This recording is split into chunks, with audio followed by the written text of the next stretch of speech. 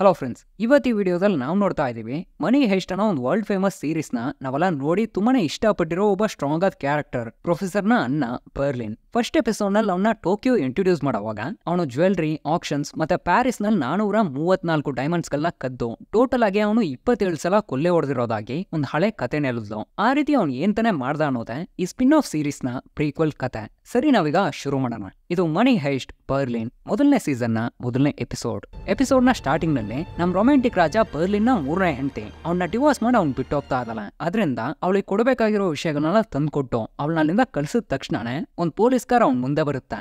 ಆದ್ರೆ ಬಂದಿರೋದೇನೋ police car ಅಲ್ಲ, ಅವ್ನ್ ಟೀಮು. ಇವ್ರೀಗ ಮಿಲಿಯನ್ ಗಟ್ಲೆ ಒಂದ್ ದೊಡ್ಡ ಕೊಲ್ಲೆ ಹೊಡಿಬೇಕು ಅಂತ ಪ್ಲಾನ್ ಮಾಡಿದಾರೆ. ಅದಕ್ಕಾಗ ಸಣ್ಣ ಮೊದಲನೇ ಕೊಲ್ಲೆನೆ ಇದೇ ಇವನ್ ಕ್ರೂ. ನಂಬರ್ 1 ಕೇಳ, ಒಬ್ಳು ಗ್ರಾಜುಯೇಟ್ ಎಕ್ಸ್ಪರ್ಟ್ ಆದ ಎಲೆಕ್ಟ್ರಾನಿಕ್ ಇಂಜಿನಿಯರ್, ತುಂಬಾ ಬುದ್ಧಿವಂತೆ, ಆದ್ರೆ ಎಲ್ಲಾ ವಿಷಯದಲ್ಲೂ ಜಾಸ್ತಿ ನಾಚಿಕೆ ಪಟ್ಕೋತಾಳೆ. ನಂಬರ್ 2 ರಾಯ್, ಯಾವ್ದೇ ರೀತಿ ಲಾಕ್ನು ಈಸಿಯಾಗಿ ಓಪನ್ ಮಾಡ್ಬಿಡ್ತಾನೆ, ಭಯಂಕರವಾದ ಎಕ್ಸ್ಪರ್ಟ್, ಬರ್ಲಿನ್ ನ ತಂದೆ ರೀತಿ ನೋಡೋ ಒಬ್ಬ ಒಳ್ಳೆ ವಿಶ್ವಾಸಿ. ನಂಬರ್ 3 ಡ್ಯಾಮಿಯನ್, ಇವರೊಬ್ರು ಪ್ರೊಫೆಸರ್, ಇವ್ರಿಗೆ ಕತ್ಲೆ ಅಂದ್ರೆ ತುಂಬಾ ಇಷ್ಟ.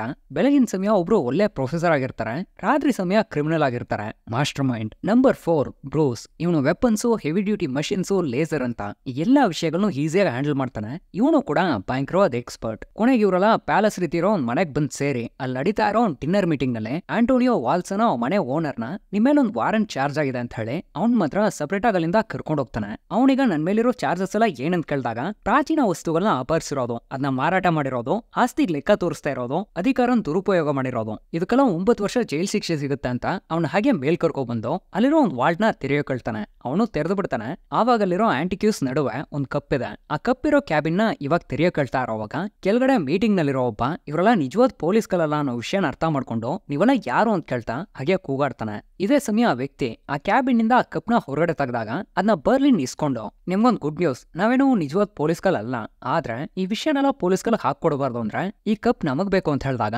ಅವನು ಸರಿ ಅಂತ ಕೊಟ್ಬಿಡ್ತಾನೆ. ಇಬ್ರು ಇವಾಗ ಕೆಳಗಡೆ ಬರ್ತಾರೆ. ಹಾಗ್ ಬಂದಾಗ ಆ ವ್ಯಕ್ತಿ, ನೀವೆಲ್ಲ ಯಾರು, ನಿಮ್ ಬ್ಯಾಡ್ಜ್ ತೋರಿಸಿ, ಇನ್ಸ್ಪೆಕ್ಟರ್ ಮೋರನ್ ಅಂತ ಒಬ್ರನ್ನ ನನ್ಗೆ ಚೆನ್ನಾಗಿ ಗೊತ್ತು, ನಾನು ಅವ್ರು ಕಾಲ್ ಮಾಡ್ತೀನಿ ಅಂತ ಹೇಳಿ ಫೋನ್ ತಗೊಂಡಾಗ ಬರ್ಲಿನ್ ಅದನ್ನ ಟೇಬಲ್ ಮೇಲೆ ಇಟ್ಟು ಸ್ಪೀಕರ್ ನಲ್ಲಿ ಹಾಕು ಅಂತ ಹೇಳಿ ಅಲ್ಲಿರೋ ಒಂದ್ ಸ್ಪೂನ್ ತಗೊಂಡು ಆ ಫೋನ್ ನ ಹೊಡೆದಾಕಿ, ಇಲ್ಲಿ ಸಿಗ್ನಲ್ ಸಿಗ್ತಾ ಇಲ್ಲ, ಬೇರೆ ಕಡೆ ಮಾತಾಡೋ, ಮತ್ತೆ ನಮ್ ಬ್ಯಾಡ್ಜ್ ಕೇಳ್ದಲ್ಲ, ಇದೇ ನಮ್ ಬ್ಯಾಡ್ಜ್ ಅಂತ ಹೇಳಿ ಗಣ್ಣನ್ ತೋರಿಸಿದಾಗ ಆ ವ್ಯಕ್ತಿ ತುಂಬಾನೇ ಹೆದರ್ಕೋತಾನೆ. ಇದೇ ರೀತಿ ನಡ್ಕೊಂಡಿರೋ ತುಂಬಾ ಜನ ಇವಾಗ ಸ್ವರ್ಗದಲ್ಲಿ ಸಂತೋಷವಾಗಿದ್ದಾರೆ. ಮತ್ತೆ ಯಾರಿಗಾದ್ರೂ ಇಲ್ಲಿ ನಡೆದಿರೋ ವಿಷಯನೆಲ್ಲ ಹೊರಗಡೆ ಹೇಳ್ಬೇಕು ಅನ್ಸಿದ್ರೆ ನಿಮ್ ID ಕೊಟ್ಟೋಗಿ, ನಾವೇ ಡೈರೆಕ್ಟ್ ಆಗಿ ಬಂದು ನಿಮ್ ಮೀಟ್ ಮಾಡಿ ನಾವು ನಿಮ್ನ ಕಂಗ್ರಾಜ್ ಮಾಡ್ತೀವಿ ಅಂತ ಹೇಳಿ ಎಲ್ರೂ ಎದುರಿಸಿ ಆ ಕೂಗಾಡ್ತಾ ಇದ್ದ ವ್ಯಕ್ತಿನ ಹೊರಗಡೆ ಎಳ್ಕೊಂಡ್ಬಂದು ಬರ್ಲಿನ್ ತುಂಬಾನೇ ಟೆನ್ಷನ್ ಆಗಿ, ನಿನ್ ಹೆಂಡತಿ ಮುಂದೆ ಹೀರೋ ಆಗ್ಬೇಕು ಅಂತ ಯಾಕೆ ನಮ್ನ ಆ ರೀತಿ ಟ್ರೀಟ್ ಮಾಡ್ದ ಅಂತ ಕೇಳಿದಾಗ ಅದಕ್ಕವನು, ಇಲ್ಲ ಅವಳು ನನ್ ಹೆಂಡತಿ ಅಲ್ಲ, ಅವಳು 3-4 ತಿಂಗಳಿಂದ ಮಾತ್ರ ನನ್ಗೆ ಗೊತ್ತು ಅಂತ ಹೇಳ್ತಾನೆ. ಹೋ ಲವ್ವ, ಪ್ರೀತಿ ಅನ್ನೋದು ನಮ್ಮಲ್ಲಿರೋ ಬೆಸ್ಟ್ ಆದ ವಿಷಯಗಳನ್ನ ಹೊರಗಡೆ ತರುತ್ತೆ, ಆದ್ರೆ ಅದನ್ನ ಎಲ್ಲಿ ಯೂಸ್ ಮಾಡ್ಬೇಕು ಅಂತ ನಮ್ಗೆ ಚೆನ್ನಾಗಿ ಗೊತ್ತಿರ್ಬೇಕು. ಹಾಗೆ ಗೊತ್ತಿಲ್ದ ಹೋದ್ರೆ ಈ ರೀತಿನೇ ಮಂಡಿ ಹಾಕೊಂಡ್ ಭಿಕ್ಷೆ ಬಿಡ್ಬೇಕಾಗತ್ತೆ. ಇಲ್ಲಿ ನೋಡು, ಪ್ರೀತಿ ಅನ್ನೋದು ಅವಾಗ ಬರ್ತಾ ಇರತ್ತೆ, ಹೋಗ್ತಾ ಇರತ್ತೆ, ಅದಕ್ಕೋಸ್ಕರ ನಿನ್ ಪ್ರಾಣನ್ ತ್ಯಾಗ ಮಾಡೋದು ಸರಿ ಬರಲ್ಲ ಅಂತ ಒಂದು ಅಡ್ವೈಸ್ನ ಹಾಕಿ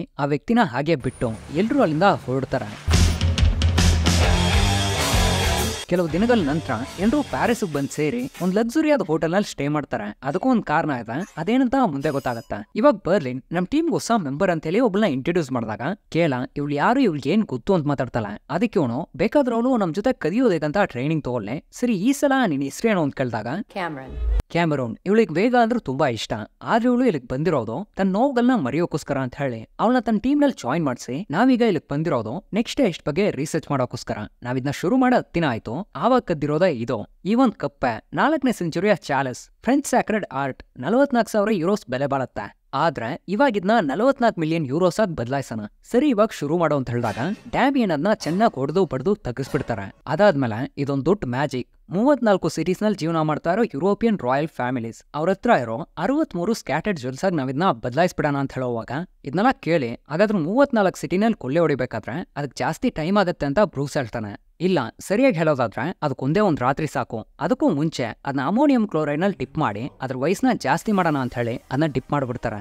ಇದರಿಂದ ಅದಿನ್ನೂ ಹಳೇದಾಗಿರೋ ರೀತಿ ಬದಲಾಗತ್ತೆ. ನೆಕ್ಸ್ಟ್ ಇವರೆಲ್ಲ ಆರ್ಕಿಯಾಲಜಿಸ್ಟ್ ಗಳ ರೀತಿ ಒಂದ್ ಚರ್ಚಿಗೆ ಬಂದು ಆ ಚರ್ಚಿನ ಫಾದರ್ ನ ಮೀಟ್ ಮಾಡಿದಾಗ ಅವರು, ನಿಮ್ನ ನಂಗೆ ಚೆನ್ನಾಗಿ ಗೊತ್ತು, ನೆಟ್ ನಲ್ಲಿ ಓದಿ ನಿಮ್ ಬಗ್ಗೆ ತಿಳ್ಕೊಂಡೆ ಅಂತ ಹೇಳ್ತಾರೆ. ಇವಾಗ ತಾನೇ ಕೇಳೋ ಒಂದ್ ವಿಷಯ ಹೇಳ್ತಾಳೆ, ಏನಂದ್ರೆ ಇವರೆಲ್ಲ ಆರ್ಕಿಯಾಲಜಿಸ್ಟ್ ಗಳ ರೀತಿ ತುಂಬಾ ವಿಷಯಗಳನ್ನ ಎಕ್ಸ್ಕವೇಷನ್ ನಲ್ಲಿ ಕಂಡಿಡಿದಿರೋವಾಗಿ ಫೇಕ್ ಆದ ಮ್ಯಾಗಝಿನ್, ಫೇಕ್ ಆದ ಅವಾರ್ಡ್ಸ್ ಅಂತ ಈ ಎಲ್ಲಾ ವಿಷಯಗಳನ್ನ ಒಂದು ವೆಬ್ಸೈಟ್ ನಲ್ಲಿ ಇಟ್ಟು ಅದನ್ನ ಹೋಸ್ಟ್ ಮಾಡಿದಲ್ಲ. ಅದನ್ನೆಲ್ಲ ಅವರು ಓದಿ ಇವ್ರನ್ನೆಲ್ಲ ಪೂರ್ತಿಯಾಗಿ ನಂಬಿ ಫುಲ್ಗಡೆ ಕರ್ಕೊ ಬಂದಾಗ ಅಲ್ಲಿಬ್ರು ಜೈಲಿನಿಂದ ರಿಲೀಸ್ ಆಗಿರೋ ಕೈದಿಗಳು ಸೇವೆ ಮಾಡ್ತೀನಿ ಅನ್ನೋ ಹೆಸರಿನಲ್ಲಿ ಕೆಲಸ ಮಾಡ್ತಾ ಇದ್ದಾರೆ. ಇದರಿಂದ ಇವರು ಅವ್ರನ್ನ ಚೆನ್ನಾಗಿ ಹೊಗಲ್ ಮಾತಾಡಿ ದ ಕ್ಯಾಥೆಡ್ರಲ್ ಆಫ್ ಸ್ಯಾಂಟಿಯಾಗೋನಲ್ಲಿ ಮಾಡಿರೋ ಆರ್ಕ್ಯೂವ್ಸ್ ನಲ್ಲಿ ನಮ್ಗೆ ಸಿಕ್ಕಿರೋ ಡಾಕ್ಯುಮೆಂಟರಿ ಇನ್ಫಾರ್ಮೇಶನ್ ಏನಂದ್ರೆ ಈ ಒಂದ್ ಜಾಗದ ಕೆಳಗಡೆ ತುಂಬಾ ಪುರಾತನವಾದ ಏನ್ಷಿಯಂಟ್ ಚರ್ಚ್ ಒಂದು ಮಣ್ಣೊಳಗಡೆ ಮುಚ್ಚೋಗಿದೆ ಅಂತ ಹೇಳ್ತಾ ಅವ್ರನ್ನ ಯೋಚನೆ ಮಾಡೋಕ್ ಬಿಡದೆ ಮತ್ತೆ ಒಂದೊಂದು ಡಾಕ್ಯುಮೆಂಟ್ ಅಂತ ಹೊರಗಡೆ ತೆಗೆದಿಡೋಕ್ ಶುರು ಮಾಡ್ತಾರೆ. ಆಗಿದ್ನೆಲ್ಲ ನೋಡೋರು ನಂಗೇನು ಅರ್ಥ ಆಗ್ಲಿಲ್ಲ. ಇದರಲ್ಲಿರೋ ವಿಷಯಗಳೆಲ್ಲ 5ನೇ ಶತಮಾನದ್ದು, ಆದ್ರೆ ನಮ್ ಚರ್ಚ್ ಕಟ್ಟಿರೋದು 12ನೇ ಶತಮಾನ ಅಂತ ಹೇಳಿದಾಗ ಒಂದ್ ವೇಳೆ ನಮ್ ಕ್ಯಾಲ್ಕುಲೇಷನ್ ಮಾತ್ರ ಸರಿಯಾಗಿದ್ರೆ ಪ್ಯಾರಿಸ್ ನಲ್ಲೇ ಪುರಾತನವಾದ ಹಳೆ ಚರ್ಚ್ ಆಬೆ ಆಫ್ ಸೈಂಟ್ ಜರ್ಮನ್ ಡೆಸ್ಪ್ರೆಸ್ಗಿಂತ ಈ ಒಂದ್ ಚರ್ಚ್ಗೆ ವಯಸ್ಸು ಜಾಸ್ತಿ. ತನ್ನ ಚರ್ಚಿನ ಮೇಲೆ ಅಪಾರವಾದ ಪ್ರೀತಿ ಮತ್ತೆ ಮರ್ಯಾದೆ ಇಟ್ಟಿರೋ ಒಬ್ರು ಫಾದರ್ ಹತ್ರ ನೀವು ನಿಂತಿರೋ ಜಾಗದ ಕೆಳಗಡೆ ಬೆಲೆ ಕಟ್ಟೋಕ್ ಅಸಾಧ್ಯವಾಗಿರೋ ಒಂದ್ ನಿಧಿ ಇದೆ ಅಂತ ಹೇಳಿದಾಗ ಅವ್ರು ತುಂಬಾನೇ ಸರ್ಪ್ರೈಸ್ ಆಗ್ತಾರೆ. ಆವಾಗ ನೀವೆಲ್ಲ ಯಾವ ರೀತಿ ರಿಯಾಕ್ಟ್ ಮಾಡ್ಬೇಕು ಅಂತ ಬರ್ಲಿನ್ ಆಲ್ರೆಡಿ ಎಲ್ರು ಟ್ರೈನ್ ಮಾಡಿರ್ತಾನೆ. ಅದರಿಂದ ಇವಾಗ ಎಲ್ರು ಅದೇ ರೀತಿ ರಿಯಾಕ್ಟ್ ಮಾಡೋದು ನೋಡಿ ಅವರು ಸರಿ ಅಂತ ನೀವು ತಂದಿರೋ GPR ಡಿವೈಸ್ ನಿಂದ ಟೆಸ್ಟ್ ಮಾಡಿ ನೋಡಿ ವಿಷಯ ಗೊತ್ತಾಗ್ಬಿಡುತ್ತೆ ಅಂತ ಹೇಳಿ ಎಲ್ರು ಇವಾಗ ಕೆಳಗಡೆ ಕರ್ಕೊಂಡು ಹೋಗ್ತಾರೆ. ಸರಿ ಅಂತ ಎಲ್ರು ಇವಾಗ ಕೆಳಗಡೆ ಬಂದು ಆ GPR ಡಿವೈಸ್ ನಿಂದ ಟೆಸ್ಟ್ ಮಾಡಿ ನೋಡಿ ಕೆಲವು ಮೀಟರ್ ಸಾಲದಲ್ಲಿ ಒಂದ್ ಕಟ್ಟಡ ಇದೆ ಅಂತ ಹೇಳ್ತಾರೆ. ಆದ್ರೆ ಆ GPR ಡಿವೈಸ್ ಏನ್ ಹೇಳ್ಬೇಕು ಅಂತ ಇವ್ರು ಆಲ್ರೆಡಿನೇ ಸೆಟ್ ಮಾಡಿ ತಗೋ ಬಂದಿರ್ತಾರೆ. ಇವಾಗ ಇವ್ರು ಹೇಳೋ ವಿಷಯ, ಇವ್ರ ಮುಖದ ಮೇಲಿರೋ ಎಮೋಷನ್ಸ್, ಇವ್ರು ಕೊಡೋ ಬಿಲ್ಡಪ್ ಇದನ್ನೆಲ್ಲ ಫಾದರ್ ಗಮನಿಸಿ ಇವಾಗ ನಾವು ಇಷ್ಟಿನೇ ಬದಲಾಯಿಸೋ ಒಂದ್ ಸಿಚುವೇಶನ್ ಅಲ್ಲಿ ಇದೀವಿ ಅಂತ ಫೀಲ್ ಮಾಡಿ ಆ ಕೆಳಗಡೆ ಏನ್ ತಾನೇ ಇದೆ ಅಂತ ಕೇಳ್ತಾರೆ. ಈ ಸಿಗ್ನಲ್ ನೆಲ್ಲ ಇಟ್ಕೊಂಡು ಕೆಳಗಡೆ ಇರೋದು ಒಂದ್ ಚರ್ಚೆ ಅಂತ ಕನ್ಫರ್ಮ್ ಆಗಿ ಹೇಳಕ್ಕಾಗಲ್ಲ. ಅದರಿಂದ ಒಂದ್ ಸ್ವಲ್ಪ ಆಳಕ್ಕೆ ಅಗದ್ ನೋಡ್ಬೇಕು ಅಂತ ಹೇಳಿದಾಗ ಅವರು ಸರಿ ಅಂತ ಕೊನೆಗೆ ಒಪ್ಕೋತಾರೆ.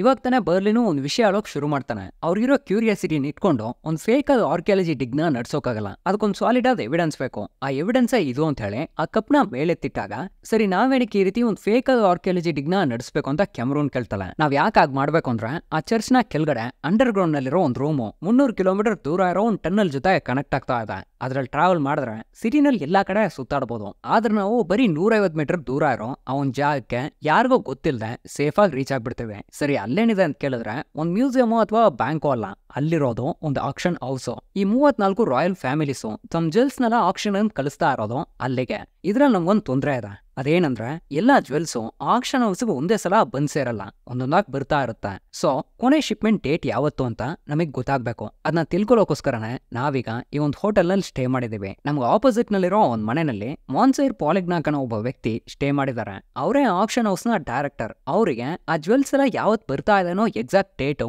ಚೆನ್ನಾಗಿ ಗೊತ್ತಿರುತ್ತೆ ಅಂತ ಹೇಳಿ ನೆಕ್ಸ್ಟ್ ಡೇನೆ ಆ ಮನೆ ಹೊಳಗಡೆ ಹೋಗೋಸ್ಕರ ಇವರೆಲ್ಲ ಒಂದ್ ಪಾರ್ಟಿಗೆ ಹೋಗೋ ರೀತಿ ರೆಡಿ ಆಗ್ತಾ ಇರೋವಾಗ ಆ ಡ್ಯಾಮಿಯನ್ ಇದ್ ನಿಮ್ ಕೈನಲ್ಲಿದ್ರೆ ಯಾರು ನಿಮ್ ಮೇಲೆ ಡೌಟ್ ಪಡಲ್ಲ ಅಂತ ಹೇಳಿ ಒಂದ್ ಕೇಕ್ ಬಾಕ್ಸ್ ನ ಕೇಳಾಕ್ ಕೊಡ್ತಾರೆ. ಇದೇ ಸಮಯ ಕ್ಯಾಮರನ್ ರಾಯ್ನೇ ನೋಡ್ತಾ ಇರೋದ್ನ ಬರ್ಲಿನೂ ಗಮನಿಸಿ. ರಾಯ್ನ ನಿಂಗೊಂದ್ ಅಡ್ವೈಸ್, ನೀವಿಬ್ರು ನೋಡ್ತಾ ಇರೋ ನೋಡ್ತಲ್ಲಿ ಲವ್ ಕಾಣಿಸ್ತಾ ಇದೆ. ಅವಳ ಪಾಸ್ಟ್ ಏನು ಅಂತ ನಿಂಗೆ ಗೊತ್ತಿಲ್ಲ. ಅವಳು ಇವಾಗ ತಾನೇ ಮೆಂಟಲ್ ಹಾಸ್ಪಿಟಲ್ ನಿಂದ ಡಿಸ್ಚಾರ್ಜ್ ಆಗಿ ಬಂದಿದ್ದಾಳೆ. ಸೊ ನೀನ್ ಅವಳನ್ನ ತಂದೆ ರೀತಿ ಗಮನಿಸ್ಕೊ ಅಂತ ಹೇಳಿ ಎಲ್ರನ್ನೂ ಅವಳಿಂದ ಕಳಿಸ್ತಾನೆ. ಇವಾಗ ಆ ಪಾಲಿಗ್ನಾಕ್ ಮತ್ತೆ ಅವ್ನ ಹೆಂಡತಿ ಮನೆಯಿಂದ ಹೊರಡ್ತಾ ಇರೋವಾಗ ಬ್ರೂಸ್ ಅವನ್ನ ಫಾಲೋ ಮಾಡ್ಕೊಂಡು ಹೋಗ್ತಾನೆ. ಮೊದ್ಲು ಇವಾಗ ರಾಯ್ ಮತ್ತೆ ಕ್ಯಾಮರೂನ್ ತನ್ನ ಫ್ರೆಂಡ್ ಮನೆಗೆ ಹೋಗಿ ಪಾರ್ಟಿ ಮಾಡೋ ರೀತಿ ಒಂದು ಬಿಂಬನ್ ಕ್ರಿಯೇಟ್ ಮಾಡಿ ಆ ಮನೆ ಗೇಟ್ ಹತ್ರ ಬಂದು ಹಗ್ ಮಾಡೋ ರೀತಿ ಹಗ್ ಮಾಡ್ಕೊಂಡು ಆ ಲಾಕ್ ನ ಓಪನ್ ಮಾಡೋಕ್ ಟ್ರೈ ಮಾಡ್ತಾರೆ. ಹಾಗೆ ಒಂದ್ ಸ್ವಲ್ಪ ಟ್ರೈ ಮಾಡಿ ಕೊನೆಗೆ ಆ ಲಾಕ್ ನ ಓಪನ್ ಮಾಡದ್ಮೇಲೆ ಕೇಳನ ಅವ್ರ ಜೊತೆ ಜಾಯಿನ್ ಮಾಡ್ಕೊಂಡು ಎಲ್ರು ಇವಾಗ ಮೇಲ್ ಹೋಗ್ತಾರೆ. ಇವರು ಇವಾಗ ಮೇಲ್ ಬಂದು ಲಾಕ್ಸ್ ನೆಲ್ಲ ಓಪನ್ ಮಾಡೋಕ್ ಟ್ರೈ ಮಾಡ್ತಾ ಇರೋವಾಗ ಇದೇ ಸಮಯ ಯಾರೋ ಒಬ್ಬ ಬಿಲ್ಡಿಂಗ್ ಒಳಗಡೆ ಬರ್ತಾ ಇದ್ದಾನೆ. ಇವರು ಇಲ್ಲಿ ಗೋಡೆನ್ ಡ್ರಿಲ್ ಮಾಡಿ ಅಲ್ಲಿರೋ ಒಂದು ಅಲಾರ್ಮ್ ಡಿವೈಸ್ ನಿಂದ ಒಂದು ಟ್ಯಾಪಿಂಗ್ ತಗೊಂಡು ಅದ್ರ ಸೀಕ್ರೆಟ್ ಪಿನ್ ಏನೋ ಅನ್ನೋದನ್ನ ಕಂಡುಹಿಡಿದು ಬಿಡ್ತಾರೆ. ಇದೇ ಸಮಯ ರಾಯ್ನು ಲಾಕ್ ನೆಲ್ಲ ಓಪನ್ ಮಾಡಿದಾಗ ಆ ಗೋಡೆನ ಮತ್ತೆ ಸರಿ ಮಾಡಿ ಆ ವ್ಯಕ್ತಿ ಮೇಲ್ ಬರೋಷ್ಟಲ್ಲ ಎಲ್ರು ಇವಾಗ ಒಳಗಡೆ ಬಂದು ಆ ಅಲಾರ್ಮ್ ಡಿವೈಸ್ ನ ಡಿಆಕ್ಟಿವೇಟ್ ಮಾಡ್ತಾರೆ. ಇಲ್ಲಿಗೆ ಇವ್ರು ಬಂದಿರೋದು ಸ್ಪೈ ಕ್ಯಾಮ್ರಾಗಳು ಮತ್ತೆ ಮೈಕ್ ನ ಸೀಕ್ರೆಟ್ ಆಗಿ ಇನ್ಸ್ಟಾಲ್ ಮಾಡೋಕೋಸ್ಕರ. ಆ ಕೇಕ್ ಬಾಕ್ಸ್ ನಲ್ಲಿ ತಂದಿರೋದು ಕೂಡ ಅವುಗಳನ್ನೇ. ಅವನ್ನೆಲ್ಲ ತಗೊಂಡೀಗ ಇನ್ಸ್ಟಾಲ್ ಮಾಡೋಕೋಸ್ಕರ ತಯಾರಾಗ್ತಾ ಇರೋವಾಗ ಒಂದ್ ಬಾಲ್ ಬಂದು ಇವ್ರ ಕಾಲಕ್ ಬೀಳುತ್ತೆ. ಏನಂತ ನೋಡಿದ್ರೆ ಹಿಂದೆ ಒಂದ್ ನಾಯಿ ಇದೆ. ಅದೀಗ ಬಗ್ಲೋಕ್ ಶುರು ಮಾಡಿದಾಗ ಕ್ಯಾಮರನ್ ಸಿಂಪಲ್ ಆಗಿ ಆ ಬಾಲ್ನ ಎಸ್ ಬಿಡ್ತಲ್ಲ. ಇದರಿಂದ ಅದು ಆ ಬಾಲ್ನ ತಗೋಬರಕ್ ಹೋಗುತ್ತೆ. ಇವರು ತಮ್ಮ ಕೆಲಸನ ಶುರು ಮಾಡ್ತಾರೆ. ಇವ್ರ ಹತ್ರ ಇರೋ ಸಣ್ಣ ವೈರ್ಲೆಸ್ ಕ್ಯಾಮ್ರಾ ಬಲ್ಬ್ ಮೈಕು ಅಂತ ಈ ಎಲ್ಲಾ ವಿಷಯಗಳನ್ನು ಅಲ್ಲಿರೋ ಒಂದು ಪಾಮ್ ಟ್ರೀ ಟೇಬಲ್ ಬಾತ್ರೂಮ್ ಅಂತ ಟೋಟಲ್ ಆಗಿ 12 ಕ್ಯಾಮ್ರಾಗಳನ್ನ ಸೀಕ್ರೆಟ್ ಆಗಿ ಇನ್ಸ್ಟಾಲ್ ಮಾಡಿ ಅವನ್ನೆಲ್ಲ ಆಕ್ಟಿವೇಟ್ ಮಾಡಿದ್ಮೇಲೆ ಡ್ಯಾಮಿಯನ್ ಕೆಲಸ ಮುಗುತ್ತೋ ಎಲ್ರು ಹೊರಟು ಬನ್ನಿ ಅಂತ ಕರೀತಾರೆ. ಸರಿ ಅಂತ ಇವರು ಹೊರಟ ತಕ್ಷಣನೇ ಯಾರೋ ಒಬ್ಬ ಈಗ ಮನೆ ಒಳಗಡೆ ಬರ್ತಾ ಇದ್ದಾನೆ. ತಕ್ಷಣನೇ ಎಲ್ರು ಎಲ್ಲಾ ವಿಷಯಗಳನ್ನು ಮುಚ್ಚಿಟ್ಟು ಒಂದೊಂದ್ ಕಡೆ ಬಚ್ಚಿಟ್ಕೋತಾರೆ.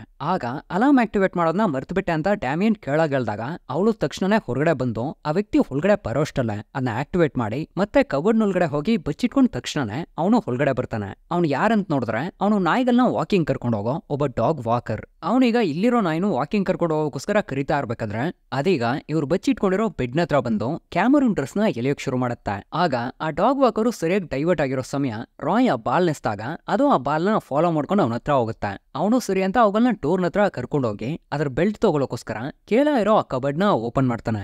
ಆದ್ರೆ ಅಲ್ಲವಳು ಇಲ್ಲ, ಒಂದ್ ದೊಡ್ಡ ಬೂಟ್ಸ್ ಮಾತ್ರ ಇದೆ. ಸರಿ ಅಂತ ಅವನು ಕಬಡ್ ಕ್ಲೋಸ್ ಮಾಡಿ ಅಲ್ಲಿಂದ ಹೊರಟೋಗ್ತಾನೆ. ಇವಾಗ ತಾನೇ ತೋರಿಸ್ತಾರೆ ಅವಳು ಅವನ್ ದೊಡ್ಡ ಬೋಟ್ಸ್ ಹಾಕೊಂಡು ಅವ್ನ ಕಣ್ಣಿಗೆ ಕಾಣಿಸ್ತಾ ಹಿಂದೆ ನಿಂತಿದ್ಲು ಅಂತ. ಆದ್ರೆ ಇವಳಿಗೆ ಬಾಯದಲ್ಲಿ ಕಣ್ಣೀರೇ ಬರ್ತಾ ಇದೆ. ಅವಳು ಈಗ ಹೊರಗಡೆ ಬಂದು ಅಲಾರ್ಮ್ ಡಿವೈಸ್ ನ ಡಿಆಕ್ಟಿವೇಟ್ ಮಾಡಿದ ತಕ್ಷಣನೇ ಕ್ಯಾಮರೂನ್ ಅವಳ ಡ್ರೆಸ್ ನ ಸರಿ ಮಾಡ್ಕೊಂತ ಹೇಳಿ ಎಲ್ರೂ ಹೊರಟಿಗ ಬಂದ್ ಸೇರ್ತಾರೆ. ಇವಾಗ ಮಧ್ಯರಾತ್ರಿ ಬರ್ಲಿನ್ ನಿದ್ರೆಯಿಂದ ಎದ್ದಾಗ ಏನೋ ಒಂದ್ ರೀತಿ ಶಬ್ದ ಕೇಳಿಸ್ತಾ ಇದೆ. ಏನಂತ ಬಂದ್ ನೋಡಿದಾಗ ಅಲ್ಲ ಡ್ಯಾಮಿಯನ್ ಕ್ಯಾಮ್ರಾಗೆಲ್ಲ ಮಾನಿಟರ್ ಮಾಡ್ತಾ ಒಂದ್ ರಿಮೋಟ್ಲಿ ಆಪರೇಟಬಲ್ ಮಿನಿ ವೆಯ್ಟ್ ಲಿಫ್ಟರ್ ನ ರೆಡಿ ಮಾಡಿ ಇವಾಗ ಟೆಸ್ಟ್ ಮಾಡ್ತಾ ಇದಾರೆ. ಬರ್ಲಿನ್ ಅವ್ರ ಹತ್ರ ನಂಗೆ ನಿದ್ರೆ ಬರ್ಲಿಲ್ಲ ಅಂತ ಸಾಡ ಕೇಳಿದಾಗ ಹೌದು 3ನೇ ಸಲ ಡಿವೋರ್ಸ್ ಆದ್ರೆ ಈಗೆಲ್ಲ ನಡೆಯೋದು ನಾರ್ಮಲ್. ಯಾರಿಗೂ ಅಷ್ಟು ಈಸಿಯಾಗಿ ಟ್ರೂ ಲವ್ ಅನ್ನೋದು ಸಿಕ್ಬಿಡಲ್ಲ. ನಾನು ಒಂದೆರಡು ಲವ್ ಫೇಲಿಯರ್ಸ್ ನ ಫೇಸ್ ಮಾಡಿದ್ಮೇಲೆ ತಾನೆ ನನ್ನ ಹೆಂಡತಿ ಸಿಕ್ಕಿದ್ಲು. ನಮ್ಮಿಬ್ರಿಗೂ ಮದುವೆಯಾಗಿ 24 ವರ್ಷ ಆಯ್ತು. ಆದ್ರೆ ನಮ್ಮಲ್ಲಿ ಯಾವುದೇ ರೀತಿ ತೊಂದ್ರೆನೂ ಇಲ್ಲ. ನಾವಿಬ್ರು ಒಬ್ರನ್ನೊಬ್ರು ಚೆನ್ನಾಗಿ ಅರ್ಥ ಮಾಡ್ಕೊಂಡಿದೀವಿ ಅಂತ ಹೇಳಿದಾಗ ಇದನ್ನೆಲ್ಲ ಬಿಟ್ಟಾಕು, ನಾನಿವಾಗ ಸಿಂಗಲ್ ಆಗಿರೋದನ್ನ ಪ್ಯಾರಿಸ್ ನಲ್ಲಿ ಸೆಲೆಬ್ರೇಟ್ ಮಾಡ್ತೀನಿ, ನೀನೀಗ ನಿದ್ರೆ ಮಾಡೋಕ್ ಹೋಗು, ಇವನ್ನೆಲ್ಲ ನಾನ್ ನೋಡ್ಕೋತೀನಿ ಅಂತ ಹೇಳಿ ಅವ್ರನ್ನ ಅಲ್ಲಿಂದ ಕಳಿಸಿ ಆ ಕ್ಯಾಮ್ರಾಗಳನ್ನ ಮಾನಿಟರ್ ಮಾಡೋಕ್ ಶುರು ಮಾಡ್ತಾನೆ. ಹಾಗೆ ನೋಡ್ತಾ ಇರ್ಬೇಕಾದ್ರೆ ಆ ಪಾಲಿಗ್ನ ಕಣೋ ವ್ಯಕ್ತಿಯ ಹೆಂಡತಿನ ಇವನಿಗೆ ತುಂಬಾನೇ ಇಷ್ಟ ಆಗತ್ತ. ಇವಳು ನೋಡೋಕೇನೋ ಟಾಟಿಯಾನ ರೀತಿ ಇರ್ಬೋದು, ಆದ್ರೆ ಇವಳು ಬೇರೆ. ಇವಳ ಹೆಸರು ಕಮೇಲ.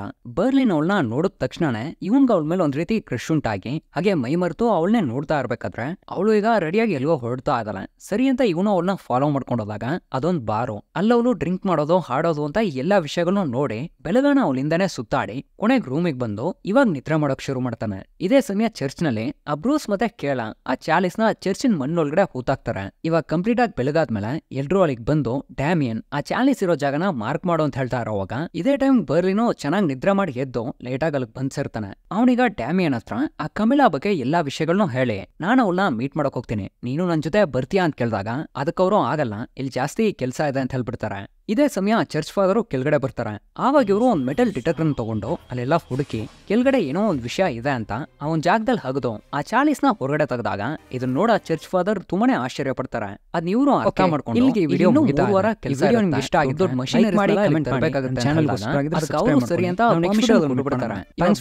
ಆ ಕಮೆಲ್ ಮೀಟ್ ಮಾಡೋಕೋಸ್ಕರ ರಾಯಿನ್ ಮಾತ್ರ ಬಾರನ್ ಮುಂದೆ ಕರ್ಕೊಂಡು ಹೋಗಿ ಅವ್ಳು ಬರೋವರೆಗೂ ವೆಯ್ಟ್ ಮಾಡಿ, ನೀನು ಒಂದ್ 2 ನಿಮಿಷ ಬಿಟ್ಟು ಹೊರಗಡೆ ಬಂದು ನಾನು ಅಲೆ ಫ್ರೆಂಡ್ ರೀತಿ ಬಿಹೇವ್ ಮಾಡು ಅಂತ ಹೇಳಿ ಮೊದ್ಲು ಹೊರಗಡೆ ಹೋಗ್ತಾನೆ. ಹೊರಗಡೆ ಬಂದವನಿಗ ಹಾಗೆ ಅವಳ ಜೊತೆ ಮಾತು ಕೊಟ್ಟು ನಿನ್ನೆ ನೀವು ತುಂಬಾ ಚೆನ್ನಾಗಿ ಹಾಡಿದ್ರಿ ಅಂತ ಅವಳಿಗೆ ಕಾಂಪ್ಲಿಮೆಂಟ್ ಮಾಡಿದಾಗ ಅವಾಗ ತಾನೆ ಅವಳು ತನ್ನ ಯಾರು ಅನ್ನೋದನ್ನ ಇಂಟ್ರೊಡ್ಯೂಸ್ ಮಾಡ್ಕೋತಾಳೆ. ಹಾಗೆ ಇಬ್ರು ಇವನ ಹತ್ರ ಇರೋ ಬುಕ್ಸು ಸಾಂಗ್ಸ್ ಅಂತೆಲ್ಲ ಮಾತಾಡ್ತಾ ಇರ್ಬೇಕಾದ್ರೆ ಇದೇ ಸಮಯಕ್ಕೆ ರಾಯ್ ಹೊರಗಡೆ ಬಂದು ಇವ್ನ ಹೇಳ್ದಂಗೆನೆ ಬಿಹೇವ್ ಮಾಡಿದಾಗ ಇವನು ಅವಳನ್ನ ನಾವಿಬ್ರು ಮಾತಾಡ್ಬೇಕು ಅಂತ ಹೇಳಿ ರಾಯ್ನ ಸಪರೇಟ್ ಆಗಿ ಕರ್ಕೊಂಡು ಹೋಗಿ ಒಂದ್ ವೇಳೆ ಅವಳಿಗೆ ನನ್ ಇಷ್ಟ ಆಗಿದೆ ಅಂದ್ರೆ ಅವಳು ಹೋಗೋವಾಗ ನನ್ ಖಂಡಿತ ನೋಡ್ತಾಳೆ ಅಂತ ಹೇಳ್ತಾನೆ. ಅವಳು ಹೊರಡ್ತಾಳೆ, ಆದ್ರೆ ಇವನ್ನ ನೋಡ್ತಾ ಇಲ್ಲ.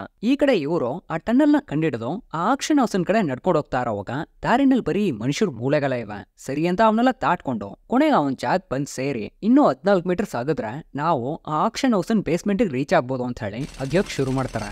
ಇಲ್ಲ ಕಮೇಲಾ ಮನೆಗ್ ಬರ್ತಾ ತನ್ನ ಹಸ್ಬೆಂಡ್ ನ ಯಾವ್ದೋ ಒಂದು ಕಾನ್ಸರ್ಟ್ ಹೋಗ್ಬೇಕು ಅಂತ ಹೇಳಿ ಕರೀತಾಳೆ. ಆದ್ರೆ ಅವನು ಬಿಸಿ, ನನ್ನಿಂದ ಬರೋಕಾಗಲ್ಲ ಅಂತ ಹೇಳೋದ್ನ ಈ ಕಡೆಯಿಂದ ರಾಯ್ ಕೇಳಿ ಈ ವಿಷಯನ ಬರ್ಲಿನ್ ತಿಳಿಸ್ತಾನೆ. ಆಗ ಅವನು ಅದನ್ನ ಕೇಳ್ಕೊಂಡು ಅವಳ ಜೊತೆ ನಾನು ಹೋಗ್ತೀನಿ, ನನ್ನ ಡ್ರೆಸ್ಸು ಶೂಸ್ನೆಲ್ಲ ರೆಡಿ ಮಾಡೋ ಅಂತ ರಾಯ್ ಹೇಳಿ ಅವನಿಗ ರೆಡಿ ಆಗ್ತಾನೆ. ಇವಾಗ ಚರ್ಚಿನ್ ಫಾದರ್ ಡ್ಯಾಮಿಯನ್ನ ಮೀಟ್ ಮಾಡಿ ನಿಮ್ಮಿಂದ ನಂಗೊಂದು ಹೆಲ್ಪ್ ಆಗ್ಬೇಕು, ಆ ಚಾಲಿಸ್ನ ನಂಗೆ ಕೊಡ್ತೀರಾ? ಯಾಕಂದ್ರೆ ನಾನು ಸ್ಪೇನ್ ನಲ್ಲಿರೋ ನಿಮ್ ಯೂನಿವರ್ಸಿಟಿಗೆ ಹೋಗಿ ನಿಮ್ ಡೀನ್ ನ ಮೀಟ್ ಮಾಡಿ ಈ ವಿಷಯನ ಅವ್ರಿಗೆ ತಿಳಿಸ್ಬೇಕು, ಅದರಿಂದ ಕೊಡ್ತೀರಾ ಅಂತ ಕೇಳಿದಾಗ ಇಲ್ಲ, ಈ ಎಕ್ಸ್ಕವೇಷನ್ ಮುಗಿಯೋವರೆಗೂ ಸೆಕ್ಯೂರಿಟಿ ರೀಸನ್ ಗಳಿಂದ ನಾವದನ್ನ ಯಾರಿಗೂ ಕೊಡಬಾರ್ದು ಮತ್ತೆ ಈ ವಿಷಯನ ಹೊರಗೂ ಲೀಕ್ ಮಾಡಬಾರ್ದು ಅಂತ ಇವ್ರು ಮಾತಾಡ್ತಾರೆ. ಆದ್ರೆ ಅವ್ರು ಇದಕ್ಕೆಲ್ಲ ಒಪ್ಕೊಳ್ದೆ ಈ ವಿಷಯನ ನಾನೇ ಅವ್ರ ಹತ್ರ ತಿಳಿಸ್ಬೇಕು, ಮತ್ತೆ ಇದು ನನ್ ಚರ್ಚು, ಅದರಿಂದ ಆ ಚಾಲಿಸ್ ನನ್ ಖಂಡಿತ ಬೇಕಲೇಬೇಕು ಅಂತ ಹೇಳಿ ಅದ್ನೀಗ ತಗೋತಾರೆ. ಹಾಗೆ ತಗೊಂಡೋಗ್ತಾ ಇರೋವಾಗ ಅವ್ರ ಜೊತೆ ಇರೋ ಕೈದಿ ಇದು ಅವ್ರ ಚರ್ಚು, ಅವ್ರಿದ್ನ ಯಾಕೆ ತಗೋಬಾರ್ದು ಅಂತ ಕೇಳಿ ಎದುರಿಸಿದಾಗ ಇವ್ರಿಗೂ ಬೇರೆ ದಾರಿ ಇಲ್ದೆ ಸರಿ ಅಂತ ಅದನ್ನ ತಗೊಂಡೋಗಿ ಬಿಡ್ಬಿಡ್ತಾರೆ. ಅವ್ರು ಹೋದ ತಕ್ಷಣನೇ ಡ್ಯಾಮಿಯನ್ ಈ ವಿಷಯನೆಲ್ಲ ಬರ್ಲಿನ್ ತಿಳಿಸಿ ಒಂದ್ ವೇಳೆ ಅವ್ರೇನಾದ್ರೂ ಹಾಗೆ ತಗೊಂಡೋಗಿ ಕೊಟ್ಬಿಟ್ರೆ ಇನ್ನೂ 12 ಗಂಟೆನಲ್ಲೇ ಇದೆಲ್ಲ ಫೇಕ್ ಅನ್ನೋದು ಗೊತ್ತಾಗಿ ಪೊಲೀಸ್ಗಳೆಲ್ಲ ನಮ್ಮನ್ನ ಅರೆಸ್ಟ್ ಮಾಡೋಕ್ ಬಂದ್ಬಿಡ್ತಾರೆ ಅಂತ ವಿಷಯ ಹೇಳಿದಾಗ ಸಂತೋಷದಲ್ಲಿರೋ ಅವನ ಸಡನ್ ಆಗಿ ಟೆನ್ಷನ್ ಆಗಿ ನಾನು ತುಂಬಾ ದಿನ ಶ್ರಮ ಪಟ್ಟು ಒಂದ್ ಮಾಸ್ಟರ್ ಪ್ಲಾನ್ ಹಾಕಿದ್ರೆ ಅದನ್ನ ಒಬ್ಬ ಚರ್ಚಿನ್ ಫಾದರ್ ಕೆಡ್ಸೋದ, ಮತ್ತೆ ಒಂದ್ ಚರ್ಚಿನ್ ಫಾದರ್ ಯಾವತ್ತೂ ಗರ್ವ ಪಡಬಾರ್ದು, ಅದ್ ಪಟ್ರೆ ಏನಾಗತ್ತೆ ಅನ್ನೋದನ್ನ ತೋರ್ಸ್ಬೇಕು ಅಂತ ರಾಯ್ನ ಆ ಚಾಲಿಸ್ ಯಾವ್ದೇ ಕಾರಣಕ್ಕೂ ನಮ್ ಕೈನ್ ಬಿಟ್ಟು ಹೋಗ್ಬಾರ್ದು, ನೀನ್ ಏನ್ ಬೇಕಾದ್ರೂ ಮಾಡೋ, ಅದನ್ನ ಮತ್ತೆ ತಗೋಬಾ ಅಂತ ಹೇಳಿ ಇವನಿಗ ಕಮಿಲಾನ meet ಮಾಡೋಕಂತ ಹೊರಡ್ತಾನೆ.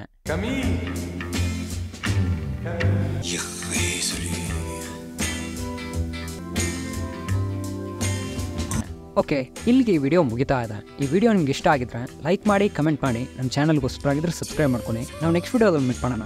Thanks for watching, bye.